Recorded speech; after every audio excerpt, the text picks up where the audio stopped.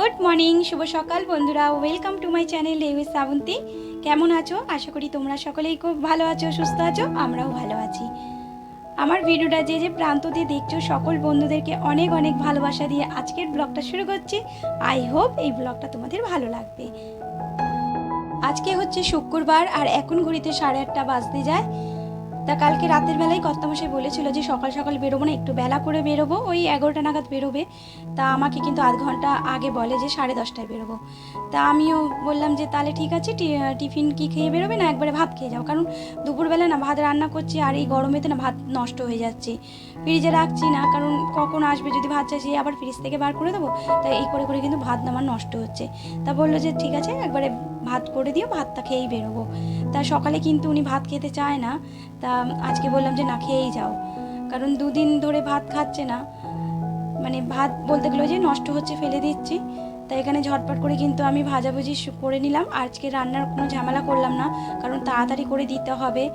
তা যেহেতু একটু রিচ খেলে এত গরমে তারপর শরীর খারাপ হবে, তার জন্য আমি বললাম যে তাহলে ডাল ভাত করে দিলাম। এই যে এক বাটি ডাল করলাম মানে দিলাম, আর আলু সিদ্ধ দিলাম, আর রয়েছে পাঁপড় ভাজা আর চাটনি তো রয়েছেই। আর আমার কর্তামশাই চাটনি হলে আর কিছু চাই না, চাটনি মানে ওই 2 চামচ করেই নেয়। আর আমার কিন্তু চাটনি আমি আর মেয়ে তো খাই না, কর্তামশাইয়ের জন্যই চাটনিটা করে রাখি বেশি করে। আর এদিকে পাঁপড় ভাজাটা রেখে দিয়েছি, তা কারণ পাঁপড় তো ঠান্ডা হয়ে যাবে, তা ঠান্ডা হয়ে গেলে তো নরম হয়ে যাবে, তার জন্য এখানে ঢাকা দিলাম, দুটো দিলাম, আবার এখান থেকে বার করে দেবো। আর এদিকে আমি টিফিনটা খেয়ে নিয়েছি, মেয়ের থালাতেই খেয়ে নিলাম, মেয়েকেও দিয়ে দিলাম। আর মেয়ের তো টিফিন খাওয়া হয়ে গেছে, আমিও গেছি। দেখো গজাটা দেখো এত নরম, আর আমার এই গজাটা দারুণ লাগে, দেখো রসের টইটুম্বুর হচ্ছে, ও খেতে যা লাগছে না।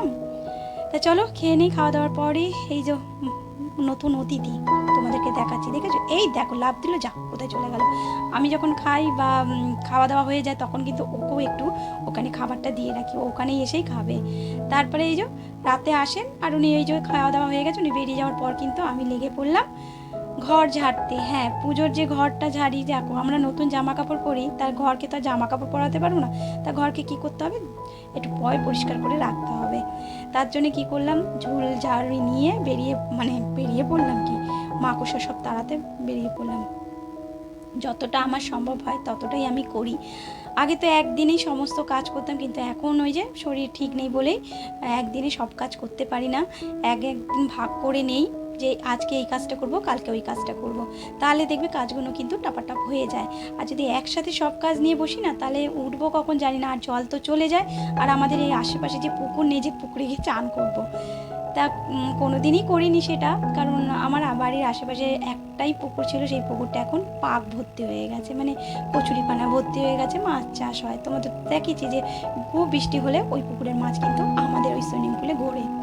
তা দেখো এই জায়গাটা কোন জায়গাটা, তা বলো তো, এইটা হচ্ছে না আমার ওই গ্যাসের পাশে, এইখানটায় ওই টুকটাক জিনিসগুলো রাখি, ব্লিচিং পাউডার, তারপরে এই যে বিমবার বাসন মাজার, সেই জায়গাটা এত ময়লা হয়েছিল, তাই ওই জায়গাটা ভালো করে পরিষ্কার করে নিলাম।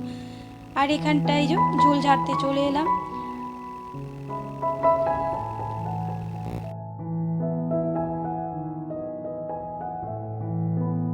চলো কাজ করতে করতে তোমাদের সাথে একটু গল্প করি। আমরা মেয়েরা সংসার করতে গিয়ে রান্না তো শিখে গেছি, কিন্তু চুল বাঁধতে ভুলে গেছি। সংসার করতে এসে রান্না করতে গিয়ে হাত যদি পুড়ে যায়, যথাসময়ে সবার মুখে খাবার গরজ তুলে দিতে পারি, কিন্তু নিজের যে পোড়া ঘা থাকে সেখানে কিন্তু মলম লাগাতে ভুলে গেছি। সংসার করতে গিয়ে 24 ঘন্টা সার্ভিস দিতে শিখে গেছি, কিন্তু নিজেকে আয়নার সামনে দাঁড় করাতেই ভুলে গেছি। সংসার করতে এসে রুটি গোল করতে শিখে গেছি, আগে রুটি করতাম ট্যাড়া বেঁকা, এখন কিন্তু রুটি গোল ফুলকা ফুলকা হয়। সবই তো শিখে গেছি, কিন্তু হাসতে ভুলে গেছি।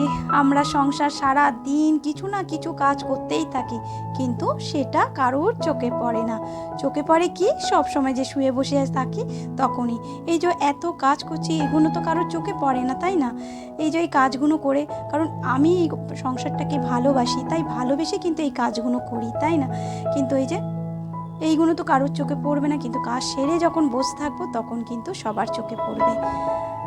আর ওই যে ভাগ্য করে যদি স্বামী যদি সাথ থাকে, তাহলে সব ঠিক হয়ে যায়।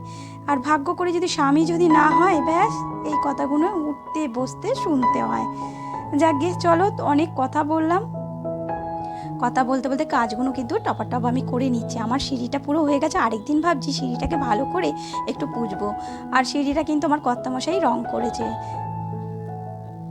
প্রত্যেক বছর রং করে, কিন্তু এই বছর আর রং করা হবে না, কেন কাজের খুব প্রেশার রয়েছে। তা যাক গিয়ে ঘুরে আসার পর দেখা যাক কি করা যায়। তা টেবিলের সমস্ত যা ছিল সমস্ত কিছু নামিয়ে কিন্তু আমি ভালো করে একটু পুছে নিচ্ছি। এরপর যা যা টেবিলের ওপর ছিল সেই সব জিনিস রেখে এরপর দেখো আমি আর একটা বারান্দার দিকে চলে এসেছি। এখানেও ঝুল ঝাড়বো, ঝুল ঝেড়ে সমস্ত কাজ করে তারপরে ঘরটা পুছে তারপরে স্নান করতে যাব।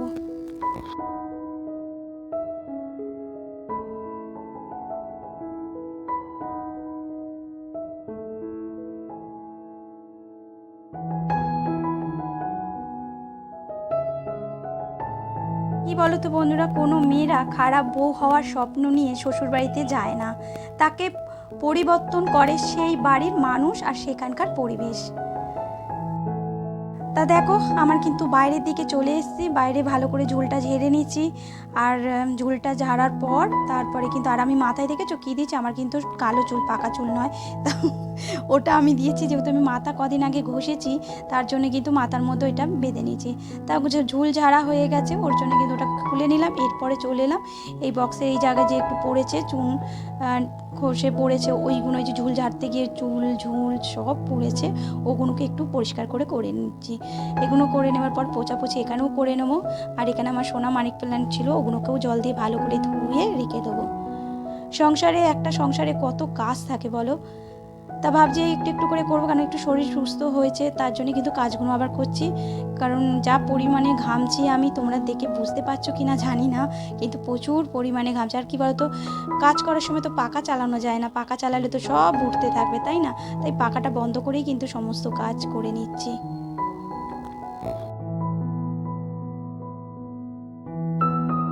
যে সূর্য ওঠার পর থেকে সেই কাজে লেগেছে। এখন কিন্তু ঘড়িতে কটা বাজে জানো? আমার পাক্কা কিন্তু 2 ঘন্টার মধ্যে ঘরের সমস্ত কাজ হয়ে গেছে, কারণ জল আসার আগেই কিন্তু আমার কাজ পুরো কমপ্লিট, 11:30 বাজতে যায়। আর এই যে মটকাটাকে ধুয়ে নিয়ে এলাম, এর মধ্যে জল ঢালবো।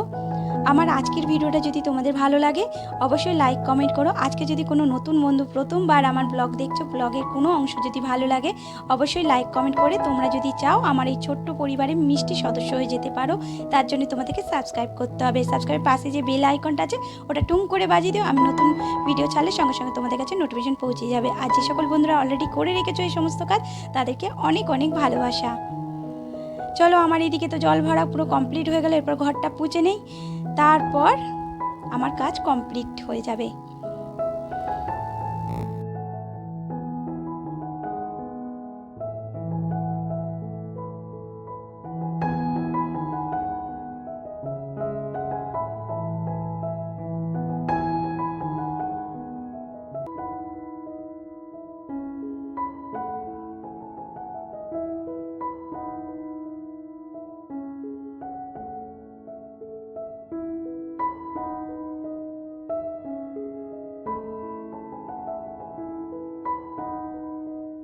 বাড়ির সামনে বড় পুজো হয়, তা তোমাদেরকে দেখাতে তো নিশ্চয়ই পারবো।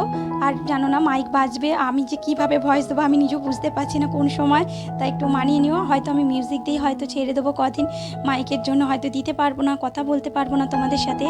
তাই দেখো ঘর পরিষ্কার করা হয়ে গেছে, আমার চান করা হয়ে গেছে। তাহলে বন্ধুরা এখানে ভিডিও শেষ করছি, তোমরা ভালো থেকো, সুস্থ থেকো, সাবধানে থেকো। আবার আসবো একটা নতুন দিনের সাথে নতুন ব্লগ নিয়ে। এখন আসি, টাটা।